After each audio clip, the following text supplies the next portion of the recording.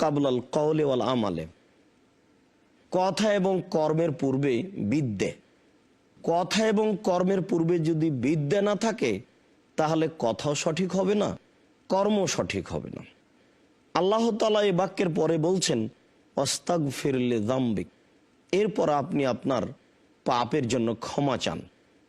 ক্ষমা চাইতে হলে আল্লাহ তাআলা ক্ষমা করেন এ কথা জানতে হবে। তো আবু হুরায়রা রাদিয়াল্লাহু তাআলা আনহু বলেন, রাসূল সাল্লাল্লাহু আলাইহি ওয়াসাল্লাম বলেছেন যে আইয়ু রাজুলিন আযনাবা যামবান আও রাজুলুন আযনাবা যামবান, কোনো ব্যক্তি যদি কোনো পাপ করে অতঃপর বলে রব্বি আযনাবতু ফাগফিরহু লি, আল্লাহ আমি অন্যায় করেছি তুমি আমাকে মাফ করো। ফায়াকুল রব্বুহু তাআলা, তখন আল্লাহ তাআলা বলেন আলেমা আব্দি, আমার বান্দা কি জানে যে আন্নাল্লাহু রাব্বুন, তার একজন প্রতিপালক রয়েছেন যিনি তাকে ক্ষমা করতে পারেন, যিনি তাকে শাস্তি দিতে পারেন। এক ফেরু হয় এক হজহু, শাস্তি দিতে পারেন, ক্ষমা করতে পারেন। এটা কি ও জানে?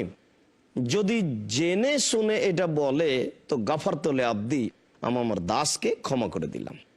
রাসূল সাল্লাল্লাহু আলাইহি ওয়াসাল্লাম বলেন সুম্মা মাকাসা, তারপরে এই লোকটা কিছুদিন থাকলো, ফাআযনাবা যামবান, এরপরে কোনো পাপ করে বসলো। পাপ করার পরে বলল রব্বি আযনাবতু, প্রতিপালক আমি পাপ করেছি। ফায়াকুল রব্বুহু তাআলা, তখন তার প্রতিপালক বলেন যে আলেমা আব্দি, আমার দাস কি জানে আন্নাল্লাহু রাব্বুন, তার একজন প্রতিপালক রয়েছেন, এক হজুহু ও এক ফিরুল্লাহু, যিনি তাকে শাস্তি দিতে পারেন, যিনি তাকে ক্ষমা করতে পারেন। কাদ গাফারত, যদি এটা জেনে শুনে ক্ষমা চাই তাহলে আমি তাকে ক্ষমা করে দিলাম। আল্লাহর নবী বলছেন সুম্মা মাকাসা, তারপরও কিছুদিন এভাবে থাকলো, ফাআযনাবা যামবান, কোনো পাপ করে বসলো। পাপ করার পরে বলল রব্বি আযনাবতু, আমি পাপ করেছি। তখন আল্লাহ তাআলা বলেন আলেমা আব্দি, আমার দাস কি জানে আন্নাল্লাহু রাব্বুন, তার একজন প্রতিপালক রয়েছেন যিনি তাকে শাস্তি দিতে পারেন, যিনি তাকে ক্ষমা করতে পারেন। কাদ গাফারতু লি আব্দি, তাহলে আমি আমার দাসকে ক্ষমা করে দিলাম। যতদিন সে এইভাবে জেনে শুনে আমার কাছে ক্ষমা চাইবে আমি তাকে ক্ষমা করে দেব। সম্মানিত দর্শক মণ্ডলী, আমরা বুখারী মুসলিমের এই হাদিসটা পেশ করে মূলত যেটা দেখাতে চাচ্ছি সেটা হচ্ছে ইলম, জানা, বুঝা। মুহাম্মদ 19 অত্র আয়াতে আল্লাহ তাআলা বললেন যে ফালাম আন্নাহু লা ইলাহা ইল্লাল্লাহ, আপনি এই জ্ঞান অর্জন করুন যে আল্লাহ ব্যতীত কোনো মাবুদ নাই। তাহলে আল্লাহ আছেন এটা আগে জেনে নিন। আস্তাগফির লিযামবিক, তারপর আপনার পাপের জন্য ক্ষমা চান। আমরা অত্র আয়াতের অধীনে এই হাদিসে যেটা জানতে পারছি সেটা হচ্ছে যে মানুষকে আগে জানতে হবে যে আল্লাহ আছেন, যিনি শাস্তি দিতে পারেন, যিনি ক্ষমা করতে পারেন।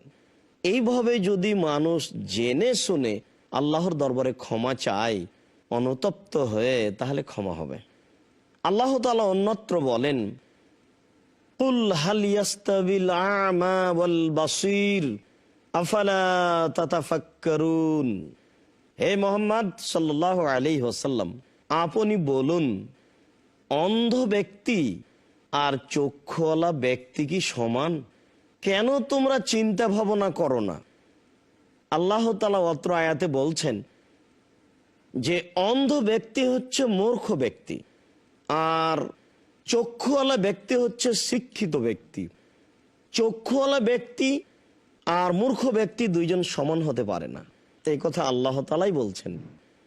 আর একমাত্র যারা শিক্ষিত মানুষ তারাই চিন্তা ভাবনা করতে পারে যে আল্লাহ তাআলা কেন মানুষ সৃষ্টি করলেন। আল্লাহ তাআলা নিজের সত্তা জানতে বলছেন মানুষকে, বুঝতে বলছেন মানুষকে, যাতে করে তার সত্তা জেনে শুনে তার কাছে ক্ষমা চায়, জাহান্নাম থেকে বাঁচতে চায়, জান্নাত পেতে চায়। তাহলে বোঝা যাচ্ছে যে অবশ্যই এগুলো ইলমি ব্যাপার। আর একজন জানা মানুষই আল্লাহ তাআলাকে চিনতে পারে, চিন্তা ভাবনা করতে পারে।